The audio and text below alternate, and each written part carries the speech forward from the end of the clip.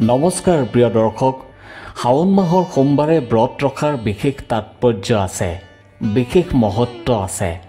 যদি আপুনিও শাওণ মাহৰ সোমবাৰৰ ব্ৰত ৰাখিছে বা ৰাখিবলৈ গৈ আছে, তেন্তে এই দিনটোত ব্ৰতৰ কাহিনী জনাটো, ব্ৰতৰ কথা জনাটো অতি গুৰুত্বপূৰ্ণ।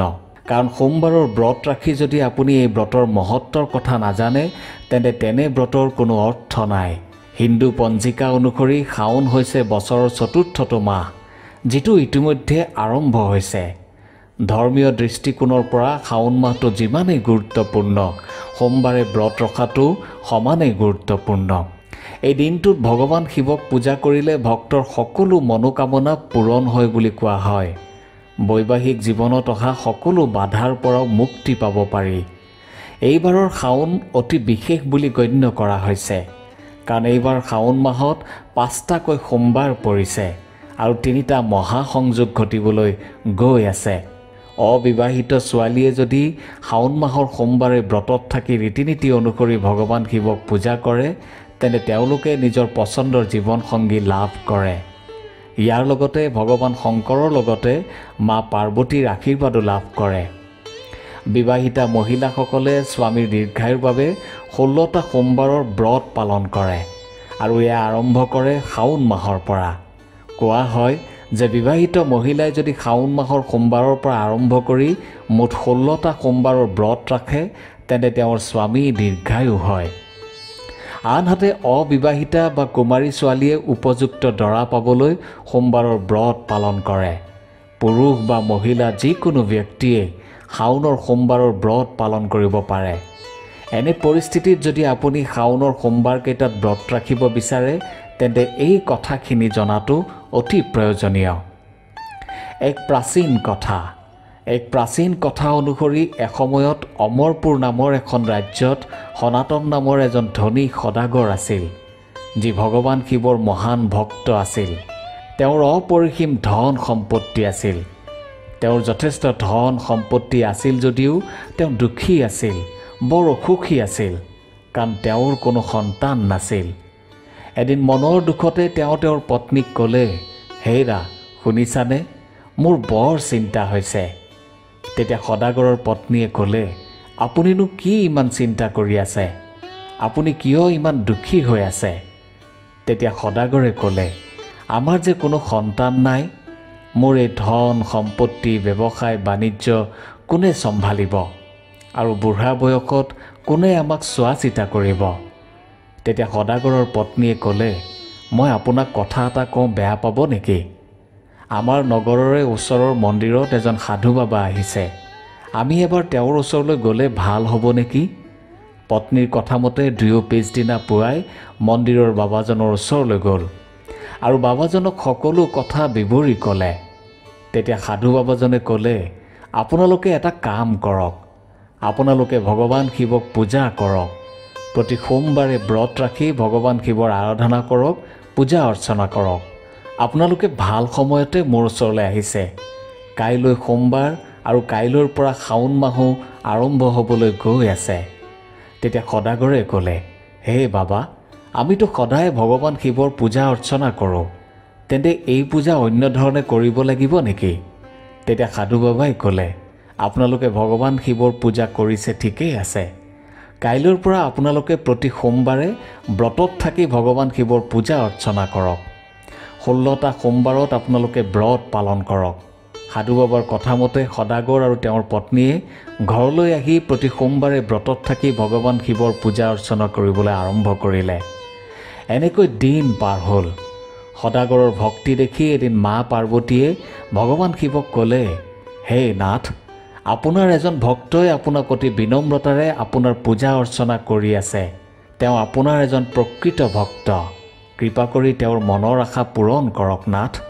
তেতিয়া ভগৱান শিৱই পাৰ্বতীক ক'লে, হে পাৰ্বতী, এই ধনী সদাগৰৰ ভাগ্যত কোনো সন্তানৰ যোগ নাই।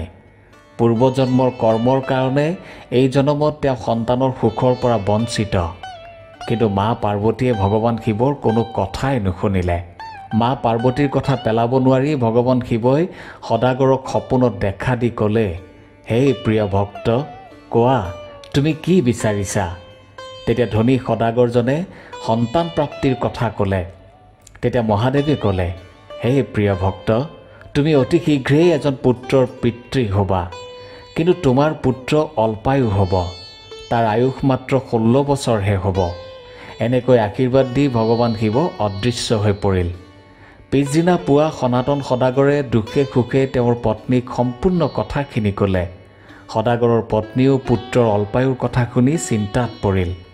মনত দুখ আছিল যদিও সদাগৰ আৰু তেওঁৰ পত্নীয়ে সোমবাৰৰ ব্ৰত কৰিবলৈ এৰা নাছিল। তেওঁলোকে নিত্য সোমবাৰৰ ব্ৰত ৰাখি ভগৱান শিৱৰ পূজা অৰ্চনা কৰি থাকিছিল। এনেকৈ দিন পাৰ হ'ল। কিছুদিন পিছত তেওঁলোকৰ ঘৰত এজন পুত্ৰৰ জন্ম হ'ল। মৰমতে সদাগৰ আৰু পত্নীয়ে তেওঁলোকৰ পুত্ৰৰ নাম ৰাখিলে অমৰ। চাওঁতে চাওঁতে অমৰ লাহে লাহে ডাঙৰ হৈ 11 বছৰীয়া হ'ল। এদিন সদাগৰে অমৰৰ মোমায়েকক মাতি অমৰক শিক্ষা গ্ৰহণৰ উদ্দেশ্যে কাশীলৈ পঠিয়াই দিলে। সদাগৰে অমৰৰ মোমায়েকৰ হাতত অলপ ধন দি ক'লে, তোমালোকে যাওঁতে ৰাতি য'তেই বিশ্ৰাম কৰা তাতেই পূজা আদি কৰি ব্ৰাহ্মণক ভোজন কৰাবা। অমৰ আৰু তাৰ মোমায়েক দুয়ো কাশীলৈ বুলি যাত্ৰা কৰিলে। যাত্ৰাপথত গৈ গৈ তেওঁলোক এখন ৰাজ্যত উপস্থিত হ'ল। সেইদিনা সেই ৰাজ্যৰ ৰাজকুমাৰীৰ বিবাহ কাৰ্য চলি আছিল। কিন্তু ৰাজকুমাৰীয়ে যাক বিবাহ কৰোৱাৰ কথা আছিল, হঠাৎ খবৰ আহিল যে সেই ৰাজকুমাৰজনে কোনো এক দুৰ্ঘটনাত এটা চকু হেৰুৱাবলগীয়া হ'ল। এই কথা যাতে আন কোনেও গম নাপায় তাৰ বাবে ৰজাই সনাতন সদাগৰৰ পুত্ৰ অমৰক দৰা হ'বলৈ কাকুতি মিনতি কৰিলে। অমৰে ৰজাৰ এই প্ৰাৰ্থনা স্বীকাৰ কৰিলে আৰু ৰাজকুমাৰী চন্দ্ৰিকাক বিবাহ কৰালে।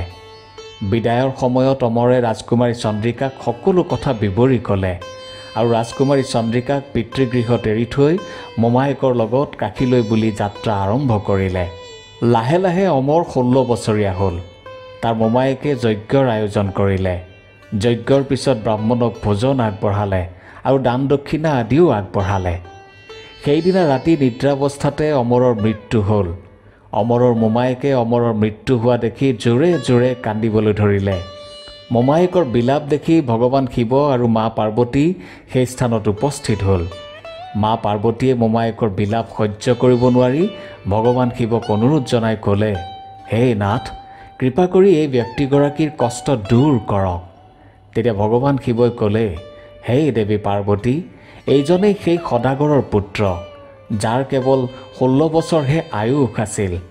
তেতিয়া মা পাৰ্বতীয়ে ক'লে, হে প্ৰাণনাথ, এই যুৱকৰ পিতৃয়ে 16 বছৰৰো অধিক আপোনাৰ পূজা অৰ্চনা কৰি আহিছে, আপোনাৰ নামত ভোগ আগবঢ়াইছে, ধূপ দীপ নৈবেদ্য আদি আগবঢ়াই আপোনাৰ ভক্তি কৰি আহিছে। গতিকে আপুনি তেওঁক এই সুখৰ পৰা বঞ্চিত নকৰিব নাথ। মা পাৰ্বতীৰ কথা পেলাব নোৱাৰি ভগৱান শিৱই অমৰক জীৱন দান দিলে। জীৱন দান পাই অমৰে নিজৰ ঘৰলৈ বুলি যাত্ৰা কৰিলে। যাত্ৰাপথত অমৰে চন্দ্ৰিকাৰ ঘৰলৈ গ'ল। ৰজা আৰু ৰাজকুমাৰী চন্দ্ৰিকাই অমৰক চিনি পালে আৰু ৰজাই সকলো কথা জানি বুজি অমৰৰ লগত চন্দ্ৰিকাকো ধন ধানেৰে বিদায় দিলে। আনফালে সদাগৰ আৰু তেওঁৰ পত্নীয়ে এই কথা জানিছিল যে তেওঁলোকৰ পুত্ৰ মাত্ৰ 16 বছৰলৈহে জীয়াই থাকিব। সেয়েহে তেওঁলোকে বৰ কষ্টত দিন কটাইছিল। সেই সময়তে অমৰ আৰু চন্দ্ৰিকা দুয়ো সনাতন সদাগৰৰ ঘৰত উপস্থিত হ'ল। নিজৰ পুত্ৰক জীৱিত অৱস্থাত দেখি সদাগৰ আৰু তেওঁৰ পত্নী অতি আনন্দিত হৈ পৰিল। অমৰে পিতৃ মাতৃক সকলো কথা বুজাই ক'লে। অমৰৰ কথা শুনি সদাগৰ আৰু তেওঁৰ পত্নীয়ে চন্দ্ৰিকাক নিজৰ বোৱাৰী কৰি আঁকোৱালি ল'লে। সেইদিনা ৰাতিয়ে ভগৱান শিৱই সদাগৰক সপোনত দেখা দি ক'লে, হে সদাগৰ, তুমি কৰা সোমবাৰৰ ব্ৰতত সন্তুষ্ট হৈ মই তোমাৰ পুত্ৰক দীৰ্ঘায়ু প্ৰদান কৰিছোঁ। তেতিয়া সদাগৰে ক'লে, হে প্ৰভু, আপোনাক অশেষ ধন্যবাদ। মই নাজানো তোমাক মই কিদৰে ভক্তি কৰিছোঁ, তোমাৰ কিদৰে পূজা কৰিছোঁ, কিন্তু মই সেইসকলৰ বাবেও প্ৰাৰ্থনা কৰিছোঁ যাৰ কোনো সন্তান নাই। তেওঁলোকেও যাতে সোমবাৰৰ ব্ৰত কৰি আপোনাৰ আশীৰ্বাদ লাভ কৰে আৰু এই কথাখিনি যিয়ে শুনি আছে তেওঁলোকৰো যাতে সমস্ত দুখ কষ্ট নিবাৰণ কৰা প্ৰভু। মই শাওণ মাহ হওক বা নহওক সদায় তোমাৰ বাবে সোমবাৰৰ ব্ৰত কৰি থাকিম। ধন্যবাদ।